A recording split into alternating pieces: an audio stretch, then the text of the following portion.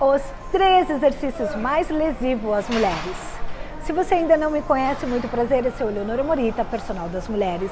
E nesse perfil eu ensino mulheres a treinar do jeito certo, para eliminar a flacidez e conquistar um corpo durinho. Levantamento de peso com técnica incorreta. Pode ser um exercício eficaz para fortalecer os músculos, mas se não for feito corretamente, pode causar lesão.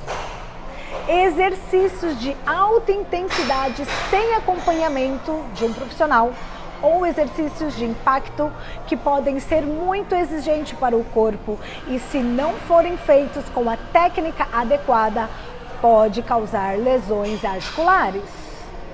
Exercícios que envolvem flexão extensiva nas articulações, como agachamento profundo ou flexões de punho, podem sobrecarregar as articulações e causar lesões.